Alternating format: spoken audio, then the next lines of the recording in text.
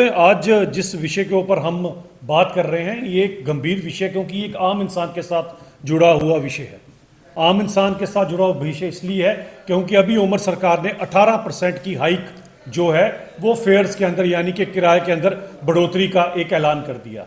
अब ये किस लॉजिक से उमर साहब की सरकार ने ये 18% के किराए बढ़ाने की बात की है वो हमें समझ नहीं आई, क्योंकि अगर आप देख सकते हैं जो भी 1 रुपया 2 रुपया अगर डीजल या पेट्रोल की प्राइस जो बढ़ी भी है उसके बनिस्बत 18% की हाइक करना ये कहीं पर भी कोई लॉजिकल चीज समझ नहीं आती इन सब चीजों से। हमें तो उमर सरकार से ये उम्मीद थी कि एक आम इंसान को राहत दी जाएगी, एक आम इंसान को कम से कम उसकी जो नॉर्मल रोज की जिंदगी है, रोजमर्रा की उसकी बाकी जरूरतें हैं उनके अंदर कहीं ना कहीं उसको सहूलत मिलेगी। लेकिन ये तो 18% की सीधी हाइक कर दी। और 18% की हाइक का आप मतलब समझ सकते हो कि अगर कोई बच्चा जम्मू से कठुआ या कठुआ से जम्मू अगर रोज नौकरी के लिए आ रहा है, आगे अगर उसका 100-150 रुपया किराया लग रहा है तो अब उसे 200 रुपया किराया देना पड़ेगा। यानी कि महीने का अगर 2-3 हज़ार रुपया किसी का किराया था तो अब 4-5 हज़ार रुपया किराया देना पड़ेगा। ऐसे ही कोई रजौरी से यहाँ काम करने आएगा या वहां पर कोई टंगधर से अगर काम करने कोई बारामूला जा रहा है, कोई अगर श्रीनगर में आ रहा है, कोई गांधरबल से काम करने आ रहा है या कोई और चीज लेकर जा रहा है, हर एक चीज के अंदर उसको 1000-2000 रुपया 3000 रुपया एक्स्ट्रा उमर सरकार को देना पड़ेगा, क्योंकि उमर सरकार ने इसके अंदर इजाफा किया था पेट्रोल डीजल की प्राइस बढ़ाकर। जबकि उस समय अगर आप देखेंगे उससे पहले एज सच कोई कारण नहीं था प्राइस बढ़ाने का, लेकिन उस प्राइस को बढ़ाने के बाद जब आप 18% की हाइक देते हैं तो एक आम इंसान का जो जीवन है वो अस्त व्यस्त हो जाता है। और आप समझिए एक आम इंसान को इस किराए की मार किस तरह से सहना पड़ती है।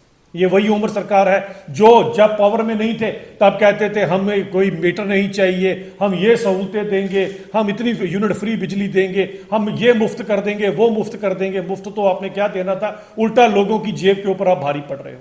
एक गरीब आदमी को, एक आम इंसान के लिए बड़ा मुश्किल का काम है दोस्तों कि वो बेचारा कहां से किराया लाए। एक बेरोजगार जो बेरोजगारी के चलते कहीं और नौकरी कर रहे हैं, कुछ ऐसा कर रहा है, वो इंसान भी बेचारा किस तरह से इस किराए को अफोर्ड करेगा। 18% की हाइक का मतलब समझ लीजिए कि हर एक चीज के अंदर महंगाई जम्मू कश्मीर में बढ़ जाएगी, किराए बढ़ेंगे, आपके जो रसोई का सामान आता है, सब्जियां भी आप इसी माध्यम से पहुंचती है, दूध आपको इसी माध्यम से पहुंचता है। एक एक चीज के अंदर हर इंसान अपनी प्राइस बढ़ाएगा। तो यानी कि पहले सरकार से उमर सरकार के अंदर आपको 20%, 18 से 20% पैसे ज्यादा देने हैं हर एक चीज के लिए, क्योंकि 18% तो प्रपोज कर दिया है इन्होंने। मैं ये भी बताना चाहता हूं कि इसका जो असर है वो आम जनमानुस पे पड़ता है। आम जनमानुस में वो लोग भी आते हैं जिन लोगों जो दिहाड़ीदार लोग हैं, वो डेली वेजर भी आते हैं जिनकी सुध बुध उमर सरकार नहीं ले रही है। उनके लिए भी मुश्किल हो जाएगी जब डेली के डेली उन्होंने काम करने जाना है, यही किराया किसी को पेट्रोल डलवाना है और किसी को किराया देके मेटाडोर पकड़नी है। ये बड़ा मुश्किल का विषय है दोस्तों, ये आम बात नहीं है। टीचर्स के ऊपर भी इसका बहुत बड़ा असर पड़ेगा। और मैं जब भी टीचर्स को देखता हूं, खासकर मैं अगर जब भी महिलाओं को देखता हूं, हमारी टीचर्स की तो एक ट्रेडिशनल ड्रेस हो गई है कि वो बेचारी अपनी ड्रेस के साथ हमेशा स्पोर्ट शूज में होती हैं, क्योंकि मुझे पता है कि उनको जिन दुर्गम इलाकों में काम करना पड़ता है तो वो उसी स्पोर्ट शूज के सहारे ही वहां पर वो काम कर पाती हैं अपना। लेकिन उन टीचर के लिए, वो बेचारी टीचर जो सुबह घर से निकलेगी, पहले अपने परिवार को देखेगी, अपने बच्चों को खाना खिलाएगी, अपने पति की सेवा करेगी, फिर वो नौकरी करने जाएगी, तो सोचिए अब उस बेचारी को 1000-2000 रुपया 3000 रुपया अपनी सैलरी से एक्स्ट्रा खर्चना। क्यों? क्योंकि उमर साहब ने 18% की हाइक कर दी।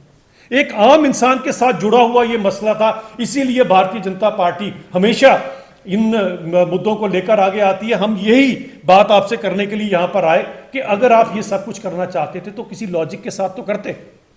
कोई जरूरत नहीं थी आप रोल बैक कर देते प्राइस को। आपसे पहले तो पेट्रोल डीजल एक प्राइस के ऊपर आना था, और आने वाले समय में जिस हिसाब के दुनिया के अंदर हालात बने हुए हैं, पेट्रोल डीजल की प्राइस तो बढ़ेगी। तो आपने तो पहले से ही यहां पर अगर ये चीज कर दी है तो आप लोगों को राहत कैसे पहुंचाएंगे? इसीलिए हमने आज हमारे साथ हमारे विधायक युद्धवीर सेठी जी और हमारे ट्रांसपोर्ट सेल वाले और हमारे वेद जी जो हमारे ऑल सेल्स के कन्वीनर हैं, हम सब ने आज यहीं पर इसी मसले को डिस्कस करने के लिए आप सब प्रेस वालों को यहां पर जहमत दी है। और यही नहीं कि ये मसला हम यहां पर बात कर तो हम पीछे हट जाएंगे, इसका मेमोरेंडम बड़ी जल्दी डिवकॉम साहब के पास पहुंचाया जाएगा। सेम चीज हमारे हर डिस्ट्रिक्ट के अंदर, भले जम्मू के डिस्ट्रिक्ट हैं, भले कश्मीर के डिस्ट्रिक्ट है, सभी डीसी को इसका मेमोरेंडम सौंपा जाएगा कि जो 18% का इलॉजिकल लोगों के ऊपर अत्याचार किया जा रहा है इसको वापस ले उमर सरकार, क्योंकि हम सब इसके लिए खड़े हैं। और हमारे साथ क्योंकि विधायक की यहां है, यही यही मसला विधायक जी असेंबली के अंदर भी जो शायद 27 तारीख को प्रपोज्ड है वहां पर ये उठाएंगे। और यही नहीं, पूरी की पूरी भारतीय जनता पार्टी सड़कों पर उतरेगी, आम लोगों के लिए उतरेगी। हम इस 18% की हाइक को टॉलरेट नहीं करेंगे और उमर साहब को इसको रोल बैक करना पड़ेगा एज सून एज पॉसिबल, क्योंकि ये आम लोगों, आम जनमानुस के साथ पिटेनिंग है, आप लोगों के साथ भी पिटेनिंग है। आप लोग भी समझ सकते हैं इन सब चीजों के अंदर। और एक चीज जो मुझे लगता है सबसे इंपॉर्टेंट यहां पर बात करना मैं चाहूंगा, जो शायद क्योंकि ट्रांसपोर्ट सेल वाले हमारे साथ हैं, एक जो विषय शायद मेरी भी अपनी तरफ से एक प्रपोजल भी है, क्योंकि वक्तन फवक्तन मैं उमर साहब को कोई ना कोई जो अच्छा एक सलाह मशवरा होता देता, जैसे पिछले दिनों मैंने एक सलाह उनको दी थी, उनके प्रवक्ता ने कहा तो था कि हम उमर साहब तक पहुंचाएंगे कि हर एक स्कूल की जब आप सुबह असेंबली शुरू करते हैं उस असेंबली में 5 मिनट हमेशा इसके ऊपर दिए जाए कि बच्चों को ड्रग्स से कैसे दूर रखा जाए। एक सर्कुलर उमर साहब को निकालना चाहिए, उनके तक प्रपोजल पहुंच ही गया होगा आपके माध्यम से, ऐसा अभी तक कुछ नहीं हुआ। दूसरा जो बड़ा गंभीर मुझे लगता है, आज तक सबने बात की, अब यहां पर भी जो बात की जा रही है, क्योंकि ट्रांसपोर्ट से रिलेटिंग जो लोग हैं, जो हमारे खासकर ड्राइवर लोग हैं, वो ड्राइवर, मैं उन ड्राइवरों की बात नहीं कर रहा हूं, ये वो ड्राइवर बेचारा जो कोई बस चलाता है, कोई ट्रक चलाता है, कोई रिक्शा चलाता है, कोई मेटाडोर चलाता है, कोई और काम करता है किसी तरह से, जो ये लाइन है, और उसमें ड्राइवर लाइन को लाइफ लाइन समझता हूं, क्योंकि इसके कारण ही आप तक कमोडिटीज पहुंचती है। लेकिन पर्टिकुलरली इन ड्राइवर्स के लिए आज तक किसी ने कुछ नहीं किया, पुरानी भी किसी सरकार ने नहीं किया। तो मेरा एक प्रपोजल है उमर सरकार को कि आप एक काम करें कि इनके अंदर, क्योंकि जो रजिस्टर्ड ड्राइवर हैं, taxi drivers, truck drivers, auto rickshaw drivers, bus drivers, इन सब के लिए कोई सहूलत तो आपकी तरफ से भी होनी चाहिए, क्योंकि एक ड्राइवर कभी नहीं चाहता कि उसका बच्चा ड्राइवर बने। डॉक्टर चाहेगा डॉक्टर बने, पॉलिटिशियन भी चाहता है उसका बच्चा पॉलिटिशियन बन जाए, इंजीनियर चाहता है, लेकिन ड्राइवर हमेशा चाहता है मेरा बच्चा पढ़ लिख कर आगे जाए। तो मैं ड्राइवरों की तरफ से एक अपील उमर साहब को करना चाहता हूं कि इनकी मदद करने के लिए, इनके अंदर जो उनके होनहार बच्चे हैं, जो 80% 90% नंबर लाने वाले बच्चे हैं, उनको सभी प्राइवेट स्कूल के अंदर कम से कम 2% या 3% की सीट रिजर्व की जाए और फ्री पढ़ाया जाए इनके बच्चों को। ये आप बहुत बड़ा काम करेंगे, बड़ा, ये रमजान का महीना चल रहा है उमर साहब, मुझे लगता है बहुत आपको इससे पुण्य मिलेगा। ये जरूर प्रपोजल डालें कि हम सभी के सभी प्राइवेट स्कूल वाले 2% की सीटें इन ड्राइवर के बच्चों के लिए रिजर्व रखें और फ्री ऑफ कॉस्ट, कोई बिना पैसे लिए इनके बच्चों को पढ़ाएं, जो इनके होनहार बच्चे हैं।